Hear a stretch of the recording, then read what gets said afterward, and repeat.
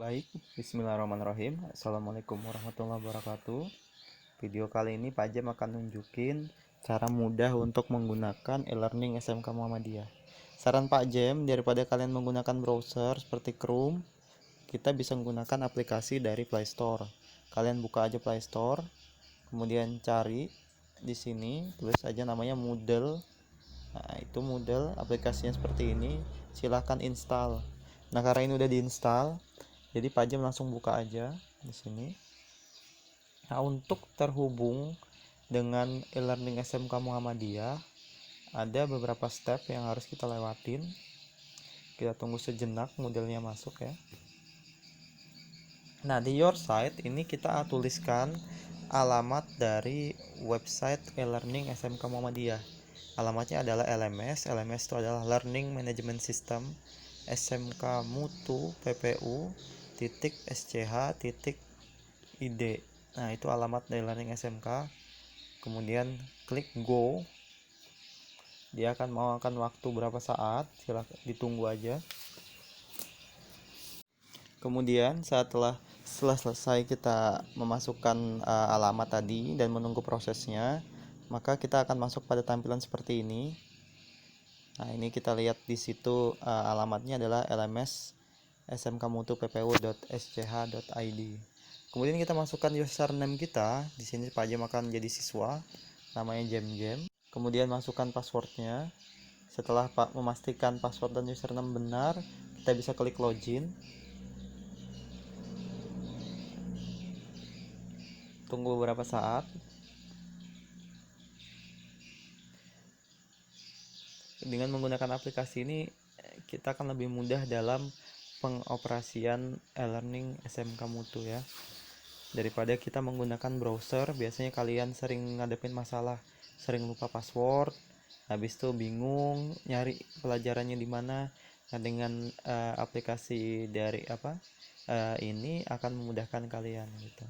Nah, di bawah ini ada informasi, di sini ada home, kalender, ini chat apabila ada komunikasi, dan ini notifikasi, di sini notification, informasi kalau misalnya kamu udah ngumpulin tugas, kadang ada peringatan oh ada tugas, ini informasi kamu udah ngumpul tugas dan sebagainya ya. Di sini kalau mau lihat notifikasinya. Nah, Pak Jem kembali ke home. Di sini ada tampilan awal itu adalah dashboard. Pada tampilan dashboard ini kalian dapat melihat mapel apa yang kalian ikutin, dan juga ada persennya ya, jumlahnya berapa persen kamu udah ngikutin. Nah, kalau kalian mencari mapel yang kalian belum ikutin, itu caranya dengan pilih di site home. Kalian pilih course kategori. Di sini ada pilihan jurusan dan umum. Kalau pelajaran jurusan, pilih di jurusannya. Nah, apa aja misalnya TKJ. Kemudian pilih kelasnya, misalnya kelas 10. Kemudian pilih semesternya, semester 1. Kalau pelajarannya mapel umum, cari mapelnya di mapel umum. Kemudian kelas dan semesternya sama aja. Nah, biasanya mapel-mapel itu kalau belum kalian ikutin, itu ada tanda gembok seperti ini. Kalau kalian sudah ikutin, itu kalian bisa masuk, jadi tidak ada tanda gemboknya. Nah, yang bertanda gembok ini artinya kalau kalian mau masuk, itu kalian harus masuk pin password. Misalnya Pak Jem pakai sistem komputer. Nah, untuk bisa ikut mapel ini kita harus pilih ini enroll me. Nah, misalnya nanti biasanya kita diminta masukin password. Nah, ini passwordnya apa, nanti guru mapel yang akan ngasih kita passwordnya. Oke, kira-kira kayak gitu. Nah, kita akan masuk ke mapel ini aja. Pak Jem akan masuk ke mapel komputer dan jaringan dasar. Ada beberapa hal yang akan Pak Jem jelasin. Kalau cara absen, caranya sama aja seperti biasa. Pilih aja absen daftar hadir, kemudian pilih submit ya. Submit attendance itu artinya mengabsen secara manual. Nah, ini adalah mapel Pak Jem. Untuk ngebaca ini kan ada beberapa materi ya, ini materi-materi. Kalau kalian sudah ngebaca materinya bisa dicentrang. Nah, itu dicentrang, itu artinya kalian sudah ngebaca. Misalnya ini materi arsitektur komputer. Nah, ini dibuka. Kalau pengen ngebaca materinya diklik, maka dia akan mengarah ke browser ya, karena itu kan materinya berupa URL. Nah, kalian bisa baca. Nah, ini dibaca materi ajarnya, kemudian bisa kembali lagi. Nah, kembali, kalau misalnya baca yang PDF bisa juga, tinggal diklik aja. Nah, dia akan kebuka langsung di aplikasi, bisa di open this file. Kalau filenya berupa PDF, kalian bisa buka misalnya ini dengan pilih drive PDF viewer misalnya. Nah, ini filenya, materi ajarnya bisa dibaca. Nah, seperti itu. Nah, kalau sudah dibaca itu kalian bisa kasih tanda centang. Nah, artinya sudah dibaca, dan gurunya bisa ngelihat juga, oh siswanya ini udah ngebuka materinya gitu.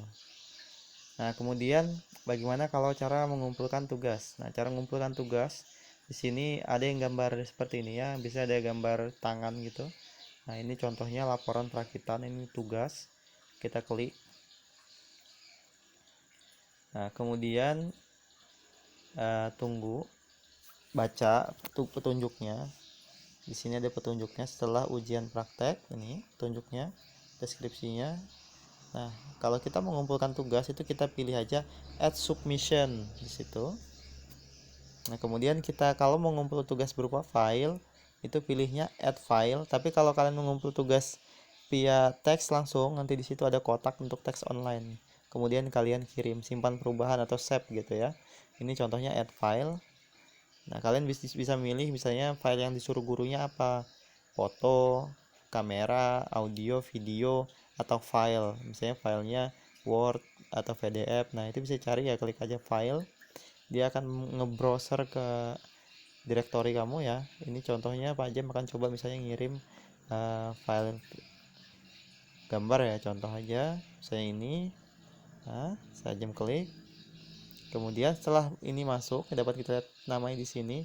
Ini kita klik save. Nah, are you sure? Oke. Nah, maka dari habis itu pekerjaan pengumpulan tugasmu sudah selesai. Nanti biasanya ada informasi. Nah, ini tulisannya submit for grading, ini menandakan tugasmu udah dikumpul. Not grading ini artinya belum dinilai. Nanti kalau gurunya sudah nilai itu nanti di sini tulisannya grade. Kamu bisa lihat nilainya di bawah.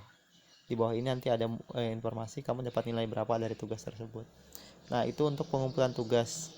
Nah, sekarang bagaimana caranya kalau ikut kuis? Cara ikut kuis, kalian aja klik aja ini contoh kuis rakitan komputer. Klik aja kuisnya. Tunggu berapa saat. Nah, ini kemudian pilih attempt quiz now atau kerjakan kuis sekarang. Belajar bahasa Inggris ya. Kemudian start attempt. Tunggu prosesnya. Nah, di sini nanti ada soal-soal. Kuis ini biasanya nilainya bisa langsung kita lihat kamu dapat berapa. Nah, setiap guru punya cara sendiri-sendiri dalam pemberian kuis. Nah, kalau Pak Jem itu kuisnya dapat kalian kerjakan berkali-kali sampai kalian bosan. Nah, cuman kuis Pak Jem ada banyak, ada 400 soal gitu. Nanti diacak-acak. Nah, ini contohnya kuisnya. Gambar di atas adalah gambar dari app panel. Cocokkan angka tersebut sesuai dengan fungsi. Satu, fungsinya apa? Misalnya fungsinya LED. Kedua, fungsinya apa? Fungsinya ini. Contoh ya, kemudian next. Tipe-tipe soalnya ada banyak, kadang ada esai. Ini pilihan ganda ya. Media output pada komputer berusaha untuk menampilkan gambar. Misalnya di sini adalah monitor. Nah, kemudian klik next. Nah, kira-kira seperti itu ya cara penggunaannya untuk penguploadan tugas, pengerjaan kuis, dan lain sebagainya. Pak Haji merasa dengan aplikasi ini kalian akan lebih mudah dalam membaca materi, pengumpulan tugas, absen, dan segala macamnya. Silahkan dicoba-coba, jangan takut salah ya. Jangan takut salah, jangan takut gagal, karena belajar itu ya dari gagal, dari salah. Oke, thank you, mudah bermanfaat. Wassalamualaikum warahmatullahi wabarakatuh.